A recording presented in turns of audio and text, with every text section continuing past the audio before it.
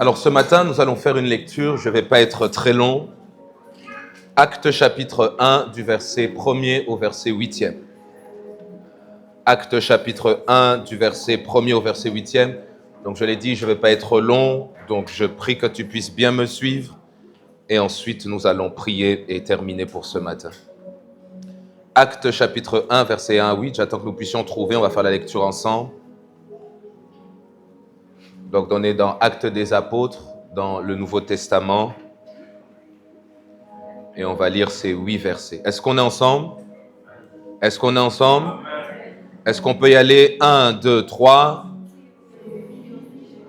Est-ce qu'on peut reprendre avec plus de force? 1, 2, 3. De tout ce que et d'enseigner jusqu'au jour après avoir aux apôtres qu'il avait, après, et leur en donna plusieurs preuves,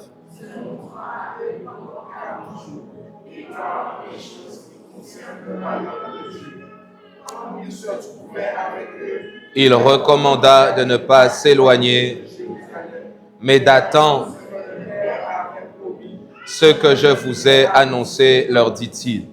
Car Jean a baptisé d'eau, mais vous, dans peu de jours, vous serez baptisés du Saint-Esprit. Alors les apôtres réunis lui demandèrent, « Seigneur,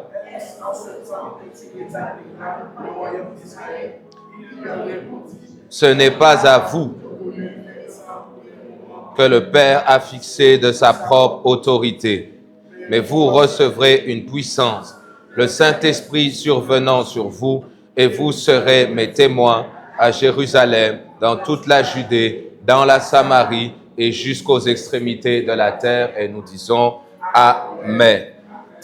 Alors, pendant quelques minutes, j'aimerais que nous puissions traiter autour de ce thème. J'ai eu difficile à trouver un thème à cette exhortation. Alors, tu seras libre de choisir le thème qui te plaît. Oui, ce matin, tu as le choix. Alors, soit je parlerai ici de Jésus au centre de la Pentecôte, ou je parlerai de la Pentecôte, moi, Jésus, et alors ma famille. Pourquoi est-ce que je parle de ces deux thèmes? Nous allons comprendre l'objectif pour moi ce matin, alors qu'on est, c'est vrai, dans le mois de la famille, mais on est dans un week-end de Pentecôte, un week-end assez spécial.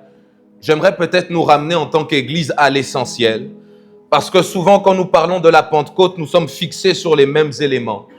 Mais j'aimerais que ce matin, nous puissions voir au travers cet élément de la Pentecôte, cet aspect qui est plus ou moins important, ou qui du reste est très important, de pouvoir remettre Jésus au centre de toute chose.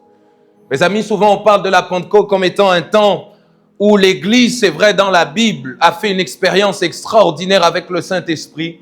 Et alors que nous regardons la Pentecôte au travers l'expérience du Saint-Esprit, nous avons pendant longtemps mis de côté ce qui peut être même la fondation même de la Pentecôte.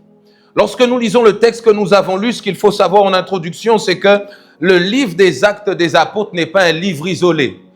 Le livre des Actes des Apôtres est rattaché à un autre livre de la Bible. Dans le texte que l'on a lu, remarquez ici, l'auteur est en train de dire « Théophile, j'ai parlé dans mon premier livre ». Ça veut dire que l'auteur des Actes des Apôtres n'est pas seulement l'auteur que des Actes des Apôtres, il y a un autre livre qu'il a écrit. Et lorsque l'on se penche sur les Écritures, c'est que le livre des Actes des Apôtres, nous comprenons que l'auteur c'est Luc, et donc l'autre livre dont il est mention ici, c'est l'Évangile tout simplement de Luc. Alors lorsque ici l'auteur est en train de mettre en avant le fait que les Actes des Apôtres n'est pas un livre isolé, nous comprenons que les Actes des Apôtres est un exposé qui suit l'Évangile de Luc. Donc ça vient comme une suite logique. On y retrouve même des notions similaires. Lorsque vous allez par exemple dans Luc chapitre 24, la notion de Jésus qui est en train de parler de rester à Jérusalem. Allons un peu dans Luc chapitre 24, nous allons nous rendre compte que ce n'est pas d'abord dans Actes des Apôtres qu'on en a parlé. Dans Luc chapitre 24, lorsque vous arrivez, à partir du verset 49 ou 48, la Bible dit dans Luc chapitre 24, verset 48, il dit dans la version second 21, il dit « Vous êtes témoins de ces choses. Et voici que j'enverrai sur vous ce que mon Père a promis. Quant à vous, restez dans la ville ici entre parenthèses, de Jérusalem, jusqu'à ce que vous soyez revêtus de la puissance d'en haut. Donc la fin de Luc 24, c'est le même début que l'on retrouve dans Actes chapitre 1. Mes frères et sœurs, cela est important à comprendre pour saisir le sens dans lequel je veux nous emmener ce matin. Alors lorsque ici Luc nous présente d'abord le premier élément, l'évangile de Luc est centré sur Jésus, présenté comme le Sauveur, conduit par l'Esprit de Dieu. Et lorsqu'il nous amène ensuite dans Actes des Apôtres, il nous emmène maintenant plus seulement à voir Jésus opérant, conduit par l'Esprit, faire le ministère, mais il nous emmène à voir l'Église, donc les croyants, les disciples de Jésus, conduits par le même Esprit, accomplissant la même œuvre que lui-même avait déjà commencée. Cela est important, mes frères et sœurs. Premier élément que je dirais ici, Luc précise que ce qu'il va annoncer dans les actes est précédé donc de ce qui est écrit dans l'évangile de Luc, dans lequel il s'est efforcé de rédiger ce que Jésus a fait et enseigné dès le commencement. Regardez ce qu'il dit. Il dit, Théophile, j'ai parlé dans mon premier livre de tout ce que Jésus a commencé de faire. Quelqu'un dit avec moi, commencer. Ça veut dire qu'il est en train de dire, il est en train d'exposer le fait que Jésus a commencé quelque chose qui n'est pas encore fini. Jésus a commencé quelque chose qui n'est pas encore achevé. Jésus a commencé quelque chose qui doit continuer. Jésus a commencé quelque chose qui ne doit pas s'arrêter avec seulement ce que Jésus a accompli dans Luc, mais qui doit se perpétuer au travers de ce qu'on appelle les actes des apôtres. Ce que Jésus a commencé non seulement de faire, mais la Bible dit aussi d'enseigner. Et cela a également un aspect important, vous allez le comprendre par la suite. Parce que Luc est en train de dire ici, si nous pouvons voir ce que nous voyons dans les actes des apôtres, cela repose essentiellement sur le fait, ou sur ces deux éléments, ce que Jésus a fait et ce qu'il a enseigné. Alors il est nécessaire pour nous de comprendre que lorsque nous parlons du réveil de la Pentecôte, nous devons garder à l'esprit que Jésus est le fondement du réveil de la Pentecôte. Je veux dire ça autrement. Mes amis, il n'y a pas de réveil sans la personne de Jésus. Il n'y a pas de réveil dans nos familles sans la personne de Jésus. Il n'y a pas de réveil en Martinique sans la personne de Jésus. Pendant longtemps, on est resté à penser que le réveil que Dieu envoie, c'est seulement un mouvement de l'esprit. On voit des choses extraordinaires, des miracles se font. Mais pendant longtemps, on a enlevé la fondation même de ce qui a donné le livre des Actes des Apôtres. Mes amis, si nous ne reposons pas sur Jésus, si nous ne nous appuyons pas sur les enseignements de Jésus, mes amis, il n'y a pas de réveil. Je dirais même mieux ici, si le baptême du Saint-Esprit est pour nous dans le livre des Actes des Apôtres un signe du réveil, ou encore la puissance que Dieu a promis aux disciples, un moyen que Dieu a mis à disposition, Jésus et son œuvre restent la raison même du réveil que Dieu a emmené dans le livre des Actes des Apôtres. Aide-moi à dire à ton voisin, remets Jésus au centre. Non, dis-lui ça bien, remets Jésus au centre. Il ne s'agit pas donc ici d'une simple quête en ce week-end de Pentecôte, d'une expérience spirituelle. Vous savez, souvent quand on parle de réveil, quand bien même je dis qui croit que Dieu peut emmener un réveil en Martinique, tout le monde va dire Amen. Mais la conception que l'on a du réveil, c'est simplement de croire que quand on va dire que Dieu emmène le réveil en Martinique, on va juste voir des malades être guéris. On va simplement voir des morts ressuscités. On va simplement voir des dépressifs être restaurés. Non, mes amis, lorsque nous parlons d'abord du réveil dans une nation, dans un pays, dans une famille, c'est d'abord le fait que Jésus entre dans les cœurs. On est parfois tellement plus intéressé par ce que Dieu peut faire, plus intéressé par des manifestations spirituelles, mais on en oublie l'essentiel. Je dis, il ne s'agit pas d'une quête, d'une simple expérience spirituelle du Saint-Esprit, ou encore d'une soif de voir d'abord des miracles. On est prêt à prier pour voir des miracles, mais combien d'entre nous sont juste prêts à demeurer dans la présence de Dieu pour Dieu lui-même? Et si tu n'avais pas de miracle à demander, qu'est-ce que tu ferais? Si tu n'avais pas un besoin en particulier, parce que tu sais, quand tu passes par des moments difficiles, c'est facile de prier. Seigneur, donne-moi, je n'ai pas l'argent, donne-moi l'argent. Seigneur, je suis malade, guéris-moi. Mais si tout va bien, qu'est-ce que tu te mettras à faire? Qu'est-ce que tu te mettras à faire? On est tellement plus attiré par les miracles. Et on associe souvent le réveil au miracle. Mais croyez-moi ici, mes frères et sœurs, c'est que les miracles ne sont pas la garantie d'apporter le changement que Dieu veut apporter. À tort, on pense que si Dieu envoie un réveil, que Dieu répande sa puissance. Nous allons dans les rues de Fort-de-France, tu rentres à la maison, tu guéris un malade, tu penses que tout le monde va se convertir. Ce n'est pas une vérité biblique. Lorsque vous allez dans la Bible, Jésus lui-même fait une reproche aux gens de Chorazin, de Bethsaïda. Il est en train de leur dire, tellement de miracles ont été faits. Mais jusqu'à présent, vous êtes restés incrédules. Il dit même, vous serez traités plus durement que Sodome et Gomorrhe. Pourquoi? Parce que si les miracles qui ont été faits chez vous avaient été faits chez eux, ils auraient fini par se repentir. Donc Jésus est en train de dire, mes amis, il est possible de vivre des miracles, de voir des miracles et pour autant passer à côté de l'essentiel. Passer à côté de l'essentiel.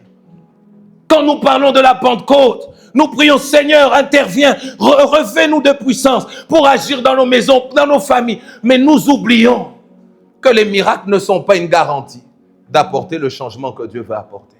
Ce n'est pas parce que Dieu te revêt de puissance, ce n'est pas parce que Dieu opère des miracles au travers de toi que le changement que Dieu va atteindre dans ta famille sera atteint. Que le changement que Dieu va atteindre en Martinique sera atteint. Dans Actes chapitre 8, Philippe est en train de prêcher un réveil extraordinaire. Un magicien est là. Mais malgré les miracles qui se font, la Bible dit le peuple est venu auprès de Philippe pour l'écouter parce que quand ils ont vu les miracles, ça les a attirés.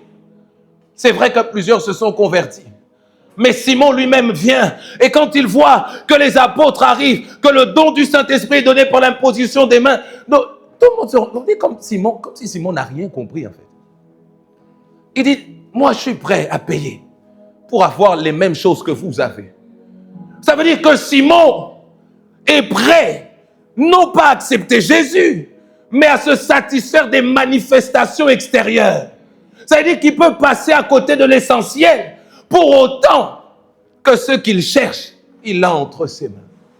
Mais bien aimé, on peut chercher les miracles, je l'ai dit, et passer à côté de l'essentiel. On peut prier pour que Dieu fasse de grandes choses dans nos familles. Parfois, lorsqu'on a un membre de famille qui est inconverti, on lui dit, prie Dieu, demande-lui d'agir dans ta situation. Et certainement que tu vas te... Non! Parfois, mes frères et sœurs, la chose à laquelle nous devons rentrer, c'est simplement de présenter Jésus comme étant le fondement et la fondation de toutes choses. Le miracle ne garantit pas le changement que Dieu veut produire. Pierre va dire à Simon, Simon, je vois là, alors que Simon lui demande de lui donner le don à prix d'argent, il dit ceci, il dit, je vois que tu es dans un fiel amer et que tu es encore dans les liens de l'iniquité. Ça veut dire quoi? Il est en train de dire, tu as vu des miracles, tu as vu des choses extraordinaires, mais tu es toujours dans les liens de l'iniquité. Tu as vu des belles choses se faire, mais ta réalité n'a toujours pas changé. Tu as vu des bonnes choses extraordinaires. Tu peux même en témoigner. Moi, dans ma vie, il y a 10 ans, j'ai vu Dieu faire. Oui, c'est une bonne chose. Mais est-ce que ta vie a changé? Est-ce que ta vie a changé? Il est en train de dire, tu es toujours dans les liens de l'iniquité. Mes amis, j'aimerais nous le dire, si les miracles ne sont pas une garantie du changement que Dieu veut produire, Jésus l'est. Ça veut dire autrement que les miracles peuvent ne pas toujours nous emmener au bon résultat. Mais Jésus nous emmène toujours au bon résultat. La Bible dit, c'est pourquoi, Philippiens chapitre 2, versets 9 à 11. Aussi Dieu l'a souverainement élevé et lui a donné le nom au-dessus de... Et la Bible dit au-dessus de tous les noms, afin qu'au nom de Jésus, tous genoux fléchissent dans les cieux et sur la terre et sous la terre, et que toute langue confesse que Jésus-Christ est à la gloire de Dieu le Père. Là où les miracles, de manière générale, ne nous emmènent pas toujours au but, Jésus est capable de nous emmener au résultat que lui veut que nous puissions atteindre. Mes amis, si nos familles doivent changer, il n'y a que Jésus qui peut nous emmener au résultat. Si le pays doit changer, il n'y a que Jésus qui peut nous emmener au résultat. Si ta propre vie doit changer, il n'y a que Jésus qui peut t'amener au bon résultat. Parfois, on présente les miracles comme étant la solution. Mais mes amis, les miracles ne sont pas plus la solution que Jésus lui-même est la solution. Il n'y a que Jésus qui peut toucher un cœur. Il n'y a que Jésus qui peut emmener une âme à se convertir. Il n'y a que Jésus qui peut libérer le captif. Il n'y a que Jésus qui peut transformer le pécheur. Il n'y a que Jésus qui peut donner un sens à notre vie. Il n'y a que Jésus qui peut vous emmener à la vie éternelle. Tu vois, c'est comme ça que dans la Bible, il y a de ces miracles. Jésus guérit la personne. On prend par exemple le texte des lépreux. Il y en a 10 qui viennent voir Jésus. Ils viennent voir Jésus pourquoi ils ont besoin d'un miracle. Et lorsqu'ils viennent, Jésus leur donne des instructions. Quand ils suivent les instructions, la Bible dit, pendant qu'ils sont en train de rentrer, ils trouvent qu'ils sont guéris. Ils sont guéris, c'est une bonne chose. Mais il n'y en a qu'un seul qui rentre auprès de Jésus. Les 9 autres ont reçu la guérison. Leur corps, ça va mieux. Mais ils n'ont pas encore reçu l'essentiel. Quand le 10e rentre à Jésus, il dit, Maître, voici j'ai été guéri.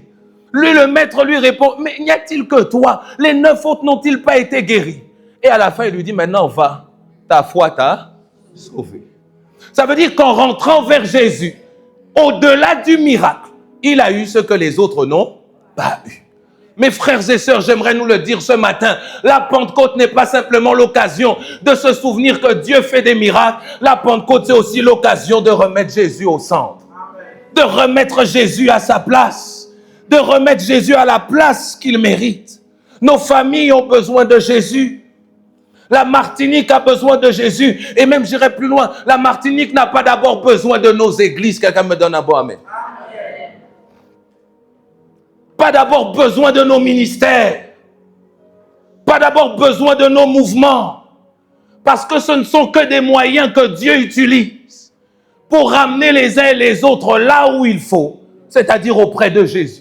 C'est comme ça qu'aujourd'hui, on est tous en train de parler, le réveil est là, le réveil est là. Mais je pose la question, où est passé Jésus? On met nos dénominations en avant, nos mouvements en avant. Tu vois, toi-même, quand tu évangélises ta famille, la seule chose que tu as à leur dire, c'est viens dans mon église. Ton église n'est pas le moyen de salut. Le moyen de salut, c'est Jésus. Aide-moi à dire ça à ton voisin. Dis-lui, ton église n'est pas le moyen de salut. Dis-lui, le moyen de salut, c'est Jésus. Tu remarques la pauvreté de l'église en ce que le seul message que nous avons, c'est venez dans notre église. Et il y a même des guerres d'église. Non, pas dans cette église, mon église c'est la meilleure. Non, moi c'est mon église la meilleure. Jusqu'à présent, quelle église est morte pour toi? La Pentecôte nous ramène à l'essentiel. Non pas une dénomination, non pas un mouvement, non pas une famille d'église, mais auprès de Jésus. C'est comme ça, j'aime Paul dans 1 Corinthiens chapitre 2, le verset 2, lorsqu'il va à Corinthe, il dit, mes amis, j'ai pas cherché autre chose. J'ai pas voulu chercher, est-ce qu'il y avait des miracles? J'ai pas voulu chercher, est-ce qu'il y avait des choses extraordinaires? Il dit, je n'ai pas estimé devoir vous apporter autre chose que Jésus-Christ. Et Jésus-Christ crucifié. Il dit, moi, mon cœur et ma motivation n'est pas d'abord que Jésus puisse guérir les malades. Mes amis, Jésus guérit les malades, c'est une vérité. Mais au-delà du fait qu'il guérisse les malades, Jésus désire que nous puissions l'apprécier tel qu'il est. Remarqué dans les évangiles, Jésus a rarement posé la question, que dites-vous de ce que je fais? Il a posé la question, que dites-vous que je suis ou qui dites-vous que je suis? Donc la pensée de Jésus n'était pas d'abord l'appréciation de ses œuvres premièrement, mais l'appréciation de ce qu'il est. Je pose la question, qui est Jésus pour toi? Qu'est-ce que Jésus pour toi? Parce que mes amis, aussi longtemps que ce n'est pas fixé, tu ne vivras pas ce que la Pentecôte est censée t'offrir. Aussi longtemps que cet aspect n'est pas clair. Et c'est pourquoi parfois dans nos églises, on fait séminaire de Pentecôte sur séminaire de Pentecôte. Mais en réalité, on passe souvent à côté du but. Parce qu'on ne comprend pas pour quel but Dieu nous donne de vivre la Pentecôte. On est entre nous, on prie en d'autres langues. Il y a quelques baptêmes dans le Saint-Esprit. Et on a l'impression qu'on a vécu le plan que Dieu avait préparé pour nous. Et on passe à côté du but que Dieu veut atteindre. Parce qu'en réalité, dans notre compréhension, nous ne saisissons pas que c'est une opportunité pour nous de remettre Jésus au centre. Aide-moi à dire à ton voisin, remets Jésus au centre. Change de voisin, dis-lui, remets Jésus au centre. Il dit, je n'ai pas estimé devoir vous apporter autre chose. Mes amis, dans mon cœur, je prie Dieu. Je prie Dieu, si nous voulons voir un réveil dans nos maisons, un réveil dans notre territoire. Je prie que Dieu remplisse nos cœurs d'un désir d'annoncer, de proclamer tout simplement qui il est. D'aller annoncer le message de l'évangile. Non pas d'abord de nous fourvoyer dans ce que nous pensons bon ou idéal, mais de pouvoir dire comme Paul, notre désir c'est d'apporter qu'une seule chose, Jésus-Christ et Jésus-Christ crucifié. C'est comme ça qu'ici j'aimerais nous dire cette affirmation, tu peux la noter quelque part, c'est que lorsque les miracles sont au centre, les miracles vous dirigent. Quand Jésus est au centre, les miracles vous accompagnent. Quand les miracles sont au centre, ce sont les miracles qui vous dirigent. Donc on cherche les miracles. Vous savez, mes amis, si vous ne cherchez que les miracles, vous finirez du mauvais côté du mur. Vous pensez que Dieu a un problème pour guérir un malade? Tu penses que Dieu ne peut pas guérir un malade, mais c'est un sorcier du quartier qui, lui, en te faisant manger des feuilles, c'est lui qui va faire ce que Dieu ne peut pas faire. Mais nous comprenons rarement que le plus important pour Dieu, au-delà de la guérison de ton corps, c'est d'abord ta relation avec lui. Alors parfois on dit, Seigneur, ça traîne parce que le plus important n'a pas été atteint.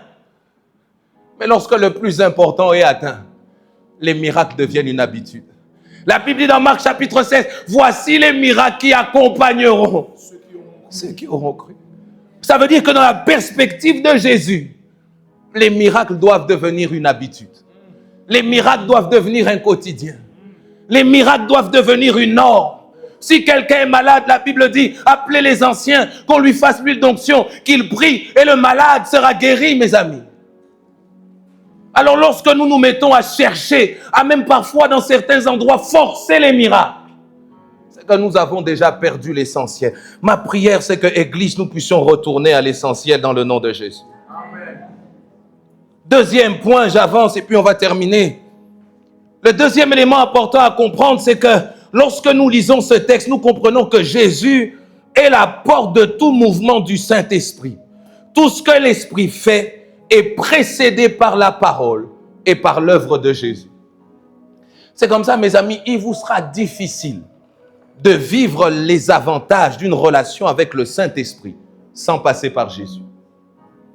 Je ne dis même pas qu'il vous sera difficile, il vous sera impossible.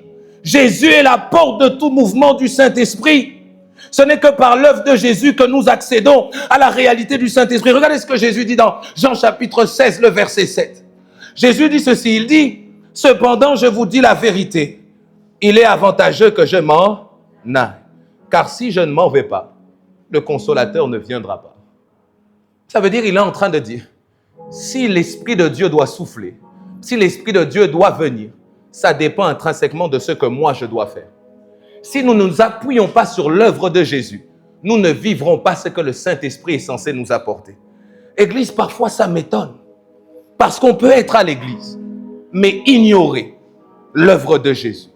On peut être à l'église et même s'éloigner de manière pratique de ce que Jésus a fait, de ce que Jésus a accompli.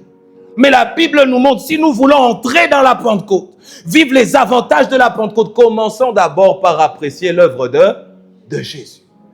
C'est comme ça, plusieurs, dans ma petite expérience, on prie pour eux pour le baptême dans le Saint-Esprit. Mais la réalité, ils ne reçoivent pas parce qu'ils sont mauvais, mais parce qu'ils n'ont aucune foi enracinée dans l'œuvre de Jésus. Qui fait que lorsque tu n'as pas la foi enracinée dans l'œuvre de Jésus, tu n'as aucune compréhension de la grâce que Jésus nous accorde. Si tu n'as aucune compréhension de la grâce que Jésus t'accorde, tu penses que le don du Saint-Esprit s'acquiert par le mérite.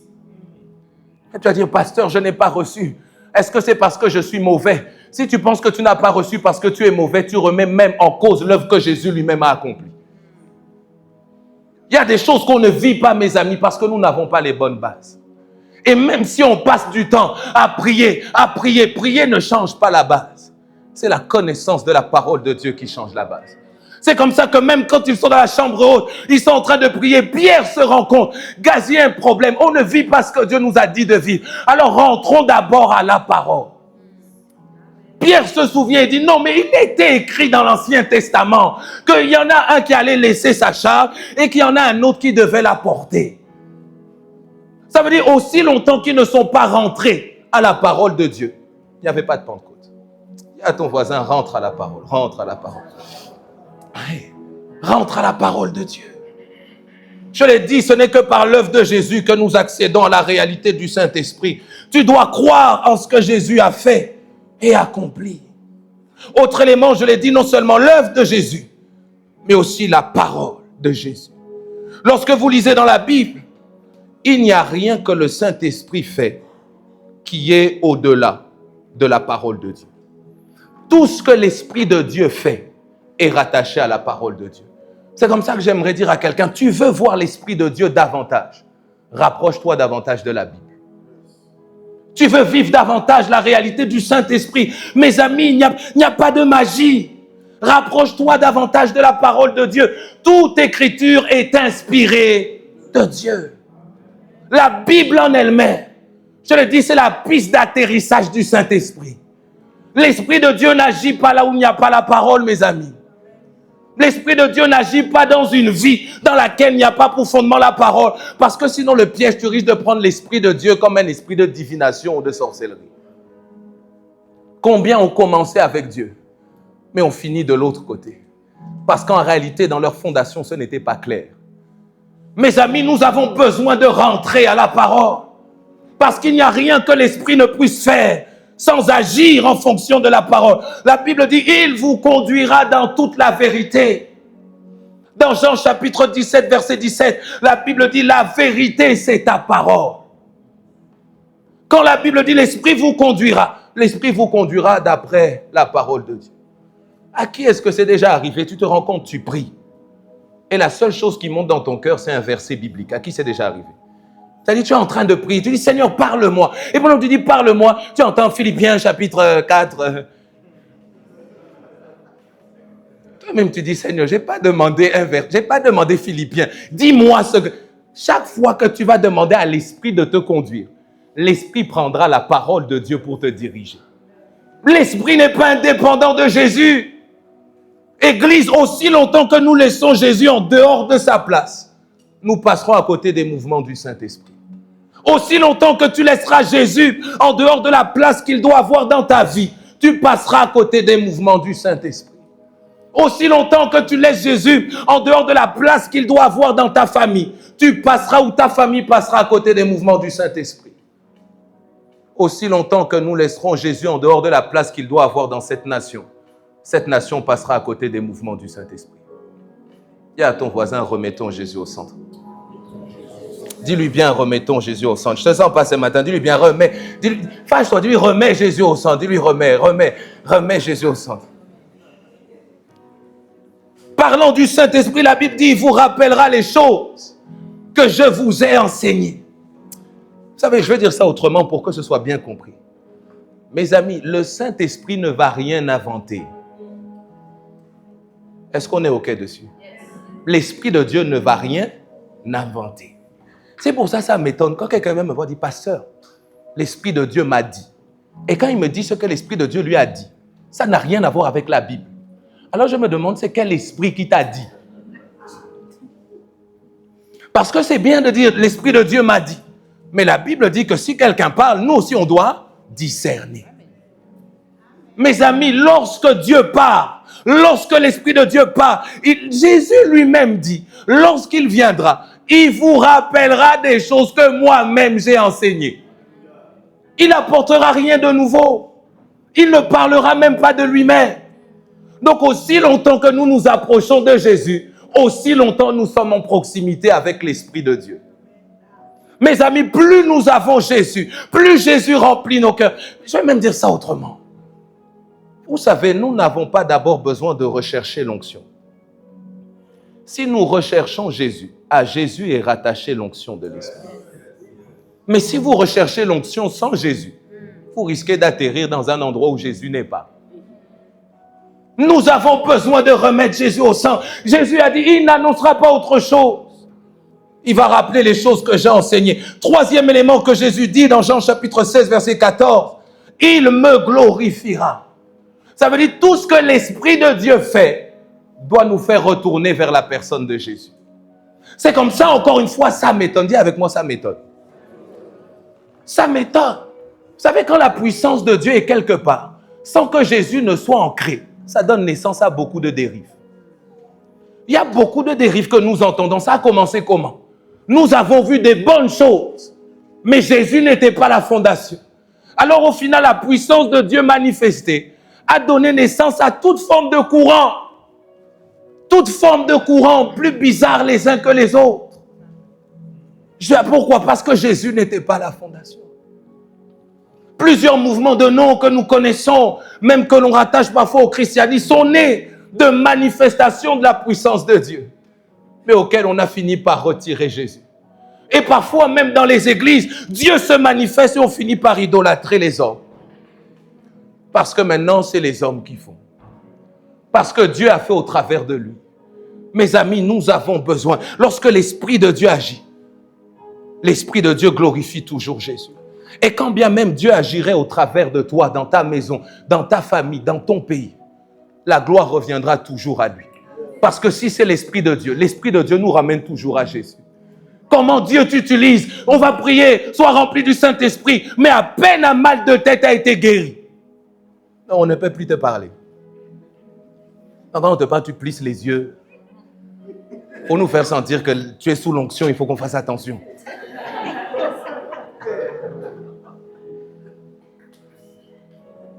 La véritable onction de l'Esprit ramène toujours les cœurs vers Jésus, ramène toujours les yeux vers Jésus, les regards vers Jésus.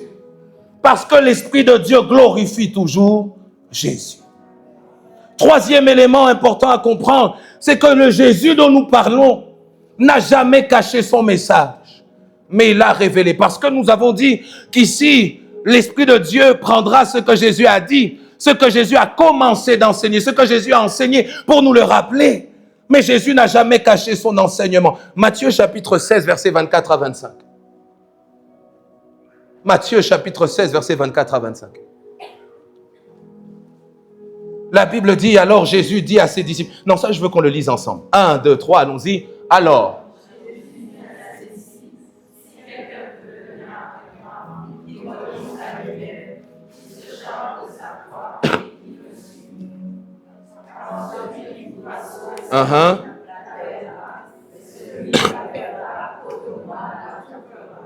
Et quelqu'un dit avec moi, Amen. On peut s'arrêter là. Donc, dans l'enseignement de Jésus, Jésus a toujours été clair. Dis à ton voisin, Jésus a toujours été clair. Jésus a toujours présenté sa volonté, son désir, cette ligne conductrice au travers chacun de ses enseignements, qui est cette ligne suivante.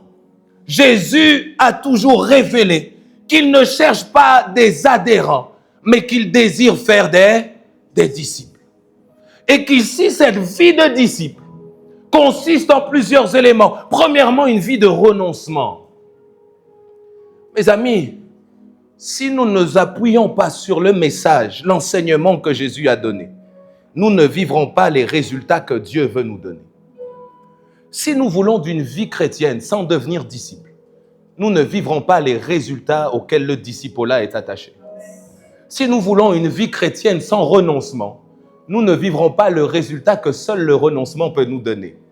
Si nous ne voulons pas une vie chrétienne avec une notion de sacrifice, nous ne pourrons pas vivre les bénéfices du sacrifice ou que le sacrifice est censé produire dans notre vie.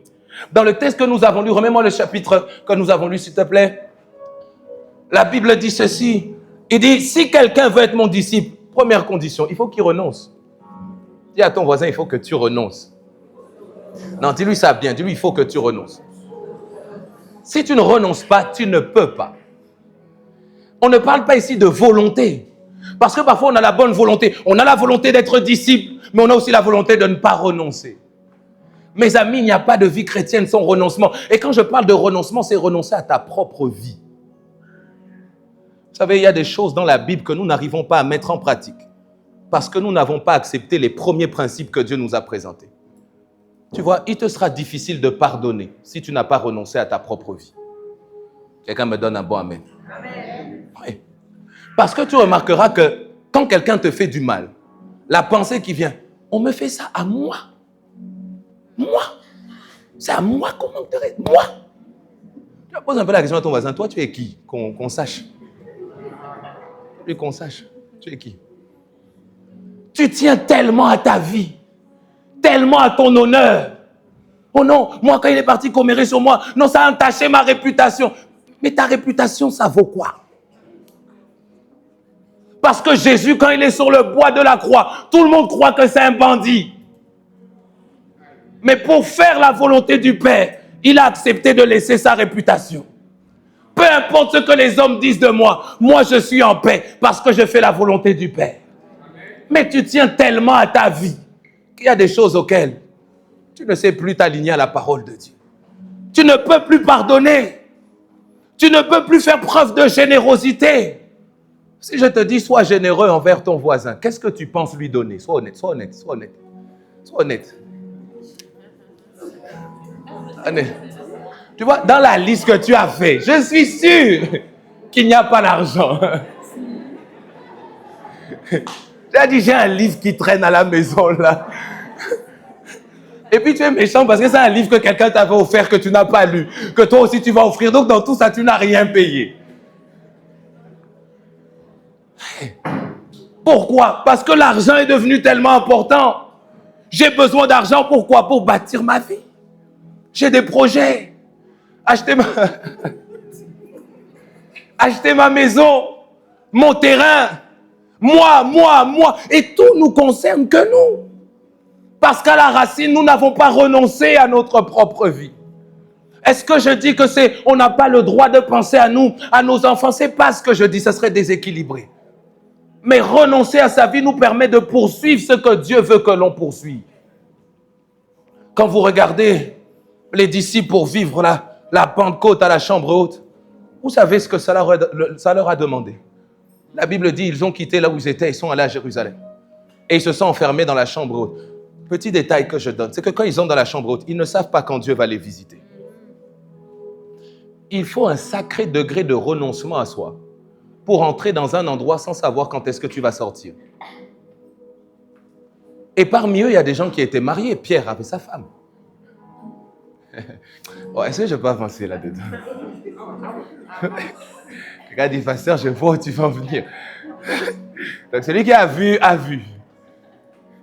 Mais dans la chambre haute, il n'y a pas, oh ma chérie. Ah non, tu vas t'abstenir.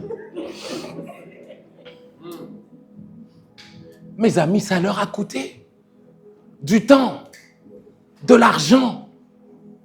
Ça leur a coûté des plaisirs. Ils ont dû apprendre à renoncer. Parce que le maître a dit non, ne quittez pas Jérusalem. Attendez jusqu'à ce que vous receviez une puissance. Et ils se sont dit, on ne peut pas entrer dans la promesse sans revenir au fondement de la parole et des enseignements du maître qui nous ramènent à la vie de renoncement. Parfois, on veut des résultats avec Dieu sans suivre le procédé de Dieu. Et c'est comme ça que beaucoup sont frustrés, mes amis. Parce que nous voulons les résultats sans le processus. C'est pourquoi Jésus n'a pas dit « je suis le résultat, la vérité et la vie ». Il a dit « je suis le chemin ». Si nous ne suivons pas le processus, nous n'arriverons pas au résultat. Dis à ton voisin, si tu ne suis pas le processus, dis-lui, tu n'arriveras pas au résultat. Une vie de renoncement, mes amis. Parfois, quand je regarde l'état de l'église et je me mets dedans, je dis, Seigneur, il manque une portion de renoncement. Il manque une portion de renoncement.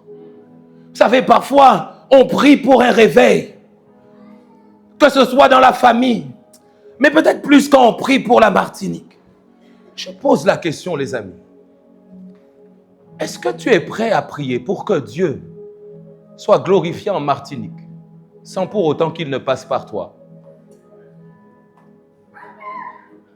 On est tellement dans une quête où même si on pense que c'est spirituel, il faut qu'on se retrouve quand même un peu. Quand tu as amené la parole dans ta famille, tu te frappes la poitrine, c'est moi.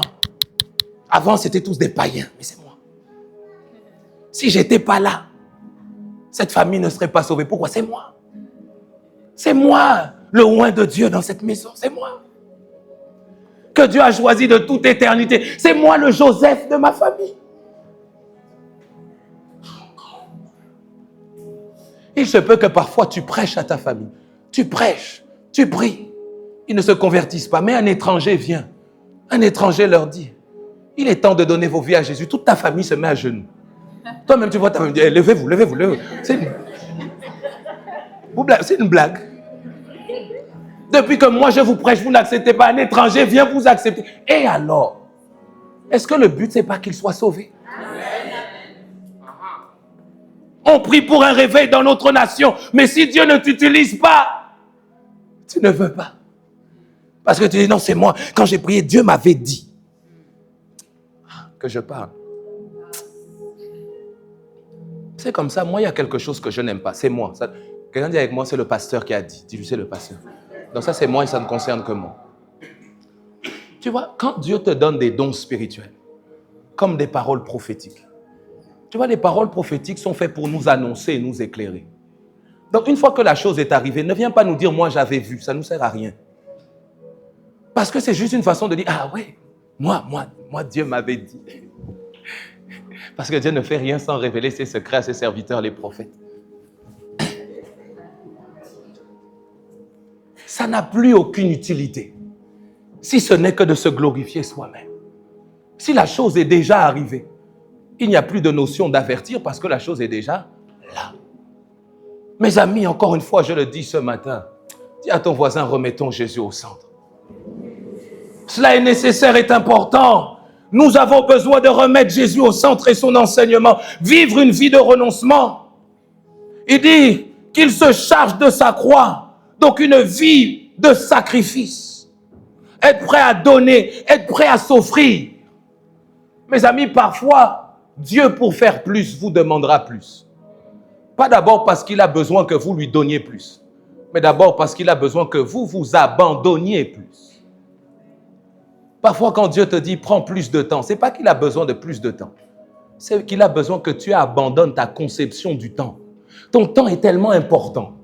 Ton temps est tellement calculé que ton temps même te limite pour vivre ce que Dieu veut te donner.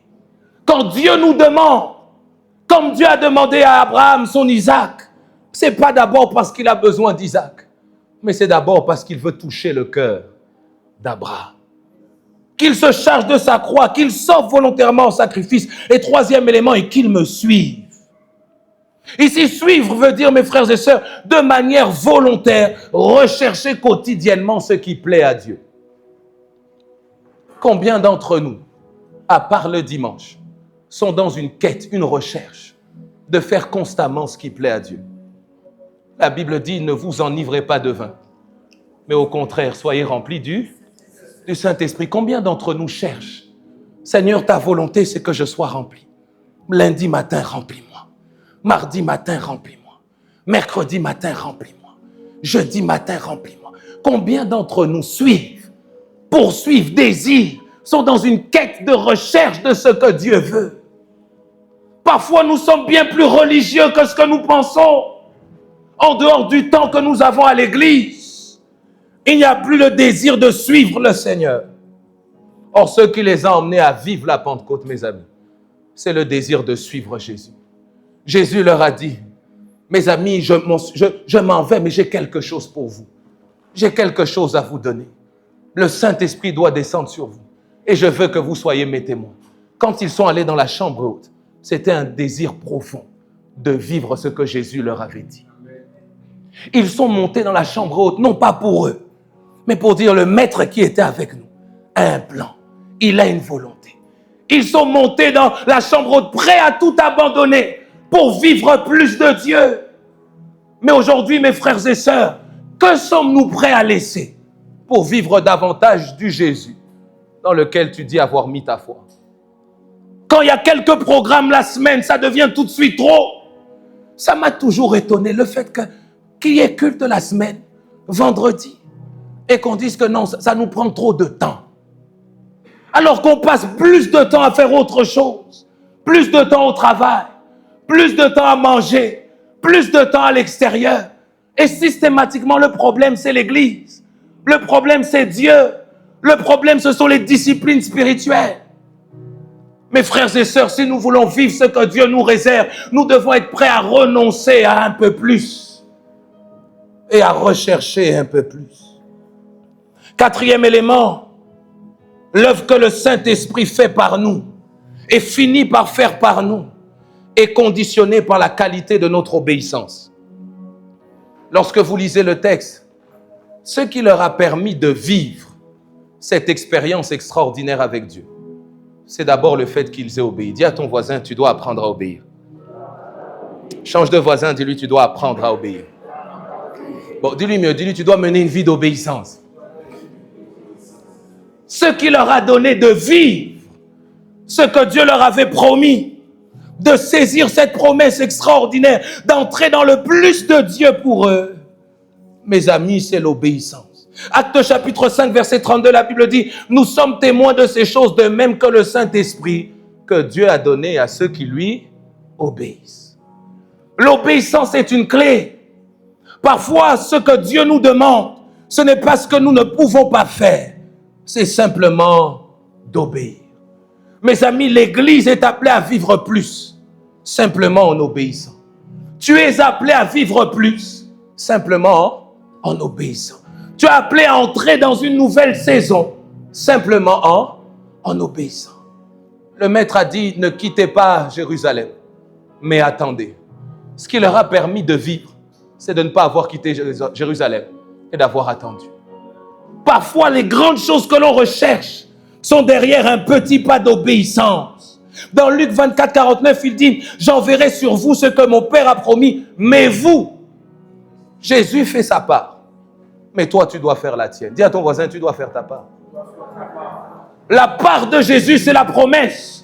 Il est prêt à l'accomplir. Il est prêt à baptiser du Saint-Esprit. Il est prêt à continuer le livre de Luc avec les actes des apôtres. Je dirais même mieux. Je ne sais pas quel est peut-être ton prénom. À part actes des apôtres, enlève apôtre, tu mets ton nom à toi.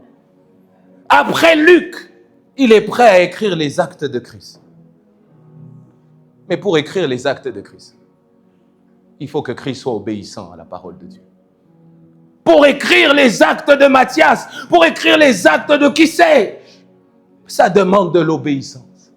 Ici, Luc dit, Théophile, j'ai parlé de ce que Jésus a commencé, mais Jésus n'a pas terminé. J'ai parlé de ce que Jésus a commencé à faire, commencé à enseigner, mais Jésus n'a pas fini. Mes frères et sœurs, la volonté de Dieu, c'est que nous soyons remplis de son esprit, baptisés du Saint-Esprit, pour continuer l'œuvre que lui a accomplie dans nos familles, pour accomplir l'œuvre que lui a accomplie dans notre pays. Et pour ça, mes frères et sœurs, il faut être obéissant. Dieu n'utilise pas des gens désobéissants. Dieu n'utilise pas des personnes qui ne sont pas prêtes à se soumettre à sa parole. Dieu ne baptise pas de son esprit et ne nous emmène pas à plus de lui, sans pour autant nous conformer à ce que lui désire.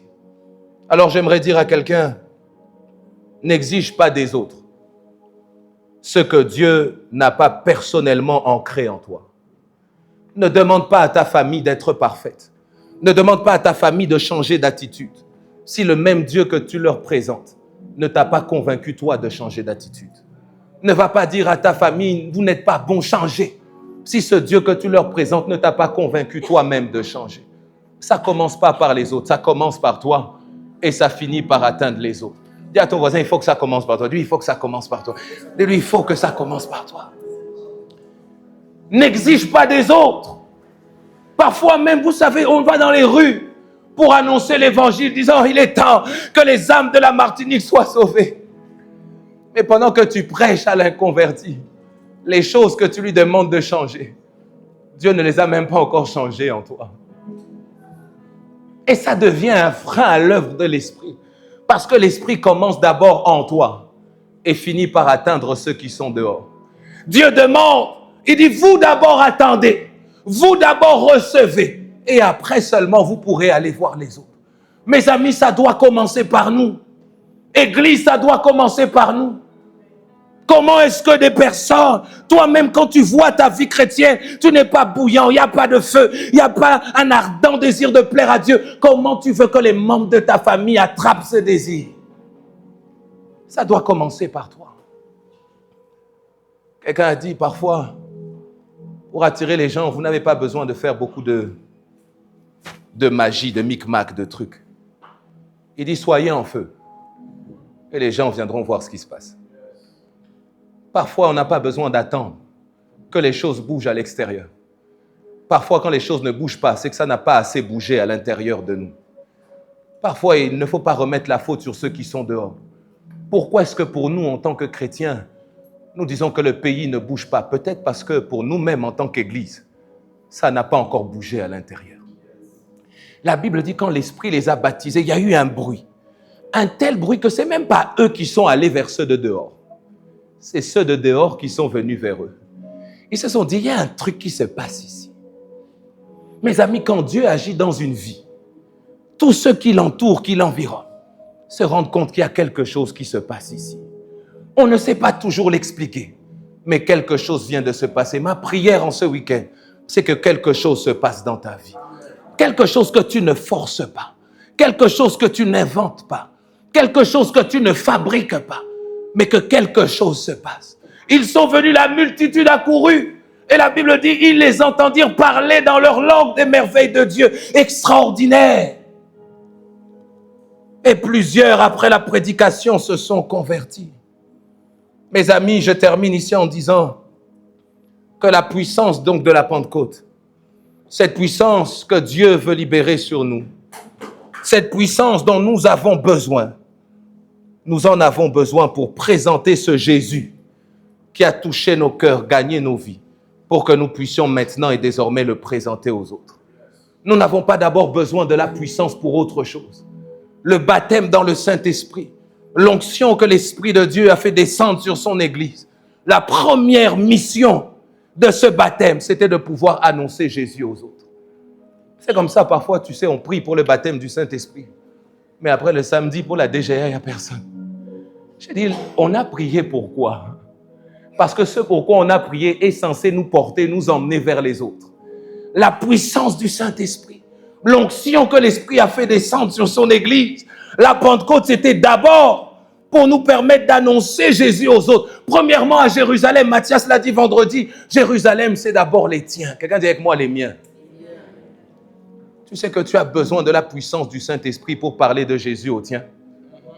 Parce que quand tu arrives à la maison, tu dis par quel moyen je vais commencer à leur parler de Jésus. Et pendant que tu es en train de réfléchir, ta maman t'envoie, va chercher la morue. Pendant que toi tu es en train de réfléchir, la manière déjà dont elle t'envoie, ça t'énerve, tu abandonnes même l'idée de prêcher. Tu as besoin de la puissance de Dieu. Tu rentres à la maison, toi-même tu veux commencer à parler, tu vois tout le monde a le visage fermé. Parce qu'on sait déjà que tu viens de revenir de l'église. Donc, on va voir si quand tu reviens de l'église, est-ce que tu vas être ouvert ou est-ce qu'encore tu vas nous embêter avec tes affaires de Jésus? Tu as besoin de la puissance de Dieu. Mes amis, sans la puissance de Dieu, vous allez vous décourager. Sans la puissance de Dieu, vous allez vous décourager. Décourager. Tu arrives à la maison, tu vois seulement, par quel moyen je vais leur dire que Jésus est vivant? Tu vas te décourager. C'est comme ça la Bible dit, mes amis, nous n'avons pas reçu un esprit de timidité. Ça veut dire quoi? Que aussi longtemps tu peux être rempli du Saint-Esprit, mais aussi longtemps la timidité peut t'attacher. C'est-à-dire, tu as la bonne volonté de leur parler de Jésus. Mais quand tu arrives, tu dis aujourd'hui, c'est aujourd'hui. Tu arrives. Bon, demain, ce sera aujourd'hui. On a besoin de la puissance du Saint-Esprit. Dis à ton voisin, tu as besoin de la puissance du Saint-Esprit pour annoncer l'évangile aux tiens. Même Jésus, quand il va chez les siens ne le reconnaissent même pas. On dit, mais qu'est-ce que lui va nous dire, le fils du charpentier? Non, lui, c'est le sauveur de l'humanité, alors qu'on lui a vu passer son CAP charpenterie, menuiserie. Et lui, il a fait classe avec moi en CAP menuiserie. Maintenant, il me dit que c'est le sauveur de l'humanité. Bon, si on est honnête. Si on est honnête. On ne le reconnaît pas. La Bible dit tellement on ne le reconnaît pas, il ne peut faire là que peu de miracles. Vous savez que si Jésus n'était pas rempli du Saint-Esprit, il aurait quitté cet endroit en disant c'est fini, j'arrête. Il dit le peu qui ont déjà été sauvés, ils seront sauvés, voilà. Mais moi, j'arrête. Pourquoi? On ne me reconnaît pas. On ne m'accepte. Mes amis, Quand Dieu nous envoie pour prêcher l'évangile, on ne t'a pas dit qu'on va t'accepter. On t'a dit seulement prêche. Qu'on t'accepte ou qu'on ne t'accepte pas, fais quoi? Prêche. Qu'on t'aime ou qu'on ne t'aime pas, fais quoi? Qu'on croit ou qu'on ne croit pas, toi, fais quoi? Mais toi, pourquoi quand tu prêches, on te dit non, moi je ne crois pas en tes affaires, tu rentres pleurer à la maison? On t'a dit prêche. On a besoin de la puissance de Dieu pour ne pas céder au découragement. Même dans ce monde, peu importe que tu ailles prêcher l'évangile dans les rues de Fort-de-France, Fort-de-France va t'apprendre qu'ici l'évangile, ce n'est pas notre priorité. Tu n'as pas encore été prêché à Fort-de-France. Fort-de-France va te montrer que ce que tu nous dis, on n'en a rien à faire. Mais si tu n'es pas rempli du Saint-Esprit, tu vas te décourager. J'ai vu des gens se dire, depuis que je prêche dans ma famille, maintenant je dors mal parce qu'il y a des esprits qui m'attaquent la nuit. Dis à ton voisin, tu as besoin d'être rempli du Saint-Esprit. Parce que tu prêches l'évangile, que les démons s'agitent, qu'ils montent ou qu'ils descendent. Ce qui nous importe, c'est de faire ce que le Maître nous a demandé. Si tu obéis à ce que le Maître t'a demandé, le Maître lui-même se chargera de te protéger. Mais quand tu n'es pas rempli du Saint-Esprit, le moindre vent qui souffle la nuit, qui te réveille, Seigneur, j'aurais pas dû. Je serai plus sage. La prochaine fois, je vais me taire. Tu as besoin d'être rempli, surtout pour Jérusalem. Jésus le dit parce qu'il sait qu'à Jérusalem, il y a les pharisiens, les religieux. Il sait qu'à Jérusalem, on s'est opposé à lui, donc on s'opposera à nous. On sait qu'à Jérusalem, il y a la familiarité. On sait que Jérusalem est un territoire difficile. Mais Jésus dit, pour aller à Jérusalem, vous avez besoin de la puissance du Saint-Esprit. Pour aller dans votre maison, vous avez besoin de la puissance du Saint-Esprit.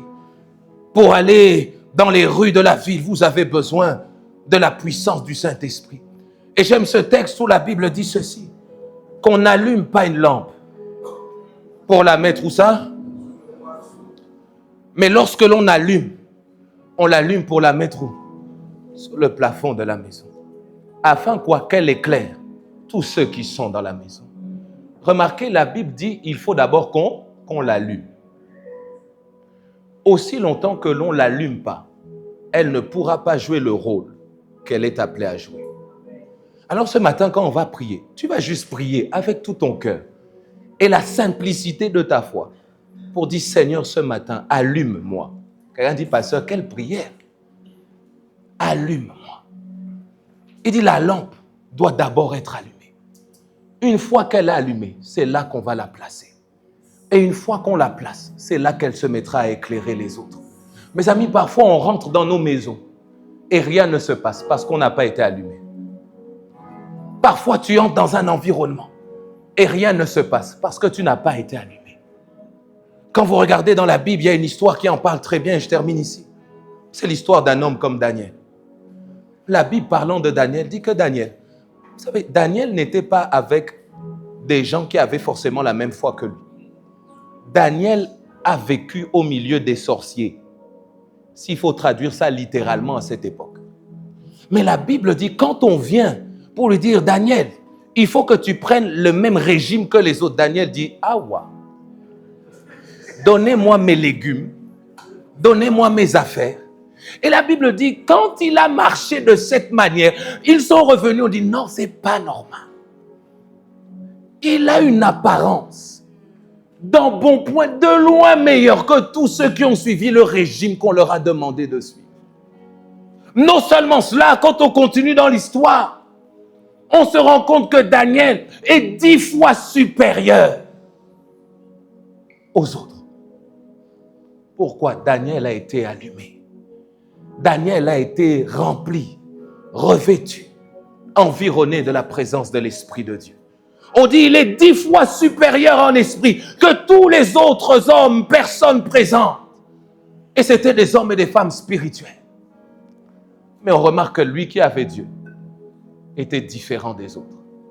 Mes amis, on va prier parce qu'il est temps pour nous juste plus de vivre cette vie chrétienne où on vient à l'église et puis on rentre, on vient à l'église et puis on rentre.